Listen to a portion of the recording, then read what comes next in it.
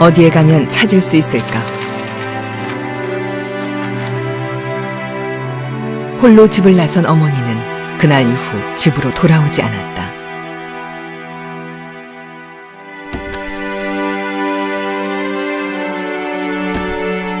돌아오는 길을 잊은 것일까? 집으로 돌아가야 한다는 사실조차 잊은 건 아닐까? 나 자신을 잃어버리고 사랑하는 사람들을 지워버리며 함께한 시간들마저 잊게 만드는 병, 치매. 나는 아니겠지, 내 가족은 아니겠지 하며 유행을 바라겠지만 나도 내 가족도 예외일 수 없다. 치매로부터 그 누구도 자유로울 수 없는 지금, 나는 어떻게 치매에 맞설 것인가?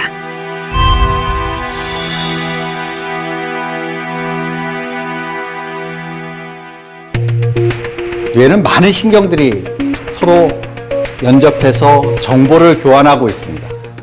그런데 뇌 안에서 이상 단백질이 형성하게 됩니다. 베타아밀로이드 단백질이죠. 분해되어야 할 베타아밀로이드가 노폐물처럼 쌓이게 되면서 플라크를 만든다. 타우 단백질 역시 쌓이면서 신경 섬유 다발을 만들게 되는데, 이 과정을 통해 뇌세포가 죽고 뇌세포와 뇌세포 사이의 연결이 끊어지면서 뇌는 위축된다. 알츠하이머 병은 가장 먼저 냄새 맡는 기능과 기억력 기능에 문제가 생긴다.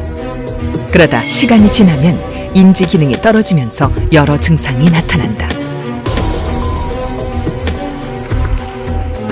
하지만 아직까지 뇌에 쌓인 베타아밀로이드를 없애는 약도, 알츠하이머 병의 진행을 멈추게 하는 약도 없다. 현재 약물 치료는 치매가 빠르게 진행하는 것을 막는 아세틸콜린 분해 억제제를 처방하게 된다. 우리 기억력과 연관되어 있는 신경 전달 물질이 아세틸콜린이라는 겁니다. 살아남아 있는 세포와 세포 사이에 교통을 좀 더 강력하게 해주는 것을 해야 돼요. 근데 아세틸콜린 분해 요소 억제제라는 것은 아세틸콜린이 한쪽에서 이렇게 방출이 되면 금방 없어져요. 그리고 다시 받아들여서 또 분출합니다. 근데 이게 자꾸만 없어지는 것을 막아보자는 거죠. 우리는 어떻게 기억을 하고 또 어떻게 기억을 잃어버리는 것일까? 전두엽에서 받아들인 기억은 보통 금세 잊혀지기 때문에 단기 기억이라고 한다.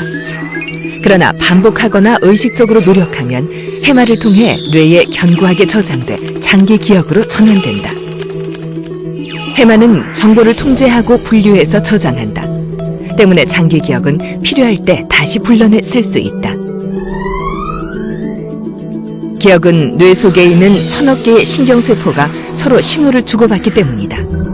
하지만 알츠하이머 병으로 악성 단백질이 쌓이고 여기서 만들어지는 플라크와 섬유 다발이 뇌세포를 공격해 뇌가 손상되면서 서서히 위축되며 우리는 소중한 기억들까지 잊게 된다. 국내에서도 치매에 대한 수많은 연구가 진행되고 있다. 알츠하이머 병을 앓다가 돌아가신 분들이 기증한 뇌로 다양한 연구가 이루어졌다. 저희 병리과에서 뇌 부검을 시행했습니다. 두 뇌를 비교해 보시면은 뇌의 무게가 감소했다는 것은 뇌에 있는 신경세포가 많이 없어졌다는 뜻이고, 뇌의 중추가 알츠하이머병 환자의 뇌는 무게가 가벼울 뿐 아니라 뇌의 위축도 나타나 있다. 알츠하이머병의 진단적인 이런 베타 아밀로이드 판이 뇌피질의 고랑이 더 깊고 넓은 것은 뇌가 위축되었다는 것을 의미한다.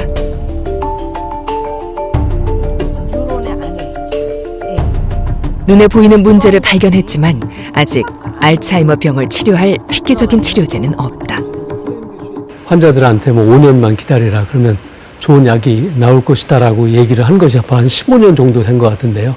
이제 그럼에도 불구하고 이제 현재 아밀로이드 백신이라는 또는 그와 유사한 아밀로이드의 생성을 억제하거나 또는 아밀로이드를 뇌 속에서 제거하는 그런 약물들이 개발 중이니까 그게 조금 시간이 걸리더라도 언젠가는 수년 후에는 가깝게는 한 5년 정도 후에는 그 중에 한 약물이 상용화되지 않을까 그런 희망을 걸고 있습니다. 쥐의 오른쪽 뇌 앞쪽에다가 상처를 만들어 놓고 이 줄기세포를 왼쪽 뒤에다가 심었다. 그러면 이 줄기세포가 어느새 한 일주 정도 지나면 여기에 가 있어요. 그 뭔가 잘못된 부위를 찾아가지고 그거를 고치려는 노력을 하는 겁니다. 그래서 이 줄기세포라는 것이 대단하다. 환자로부터 혈액을 채취를 해가지고 그걸 역분화 줄기세포를 만들어서 그걸 다시 뉴런으로 키우고 이게 뇌 덩어리를 뭐 조금만치만 만들 수가 있는 그런 세상이 열렸기 때문에 이거는 반드시 미래에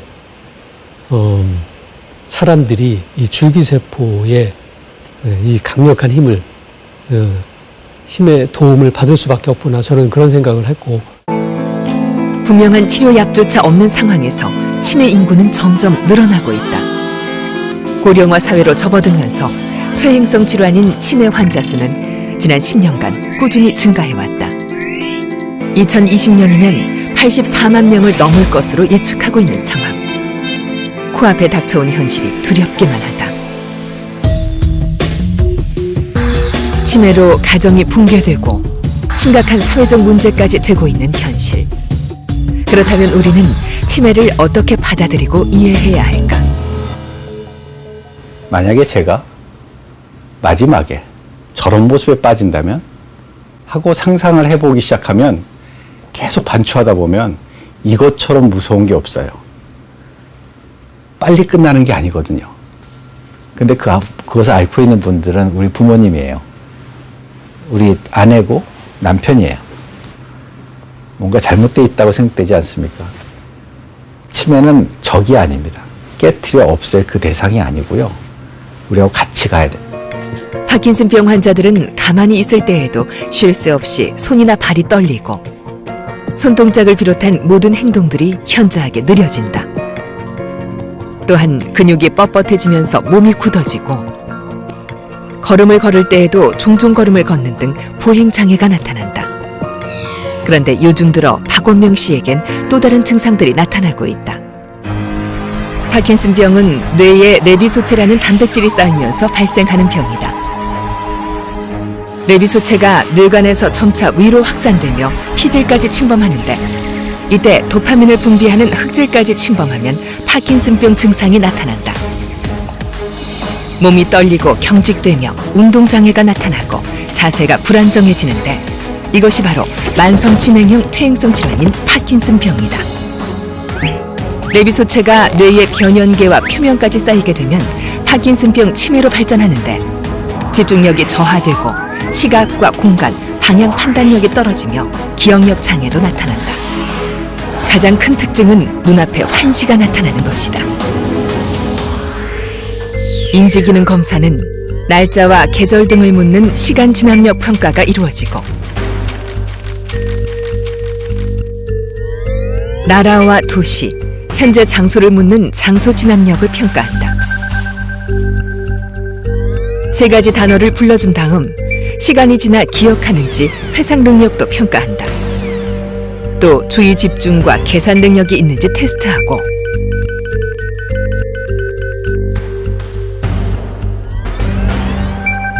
이름을 대거나 명령을 시행하는 능력이 있는지도 검사한다. 또 일정 그림을 따라 그리도록 해 시공간 능력을 평가한 다음 점수를 매긴다.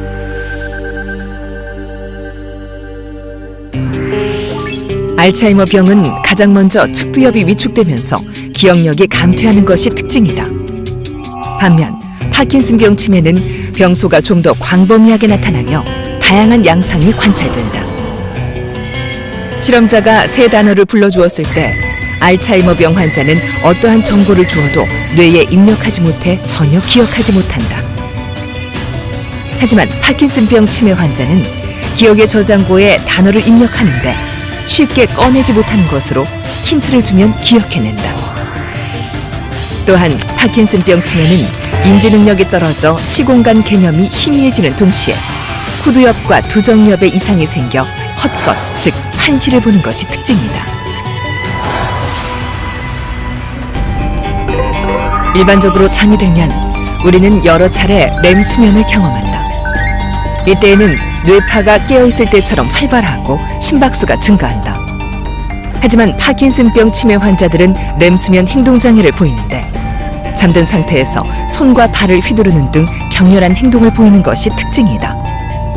대부분 잠에서 깨어나면 쫓기거나 싸우는 꿈을 꿨다고 기억한다. 그렇다면 잠든 상태에서 심한 잠꼬대를 하는 것은 치매와 무슨 상관이 있는 것일까? 우리 몸은 렘 수면, 즉 꿈꾸는 수면 때는 근육의 힘을 완전히 없애버리는 기전이 작동을 합니다. 뇌에서. 이게 건강한 기전이에요.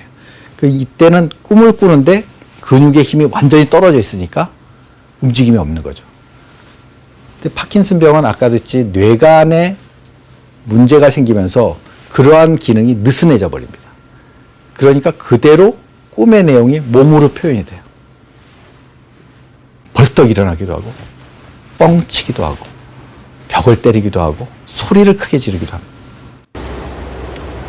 증상은 심각하지만 치료가 쉽지 않은 병, 치매. 그래서 반드시 피해야 하고 할 수 있다면 예방해야 한다. 운동을 하면 근육이 붙고 근골격에 힘이 생긴다. 뇌 운동 역시 뇌 근육을 강화시켜 치매 예방에 도움이 된다. 치매 예방을 위해 인지 교육을 받고 있는 어르신들. 태블릿 PC를 이용해 자음 초성으로 단어를 만드는 중이다. 이런 방법은 뇌를 자극해 활성화시킨다. 첫 숫자에서 나머지 숫자들을 전부 발생해주세요. 노인들의 인지 능력 향상을 위해 개발된 로봇 실벗은 수학 문제를 내기도 하고 노래를 부르다가 다음 가사를 이어 부르기도 한다. 안타깝게도 정답자가 없네요. 이번에는 로봇이 지나는 길을 암기하는 테스트. 여러분도 로봇이 지나간 길을 외워보자.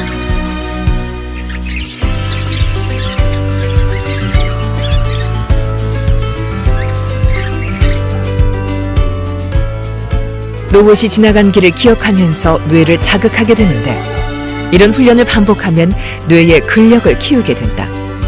나이와 상관없이 공부를 시작해야 하는 이유다.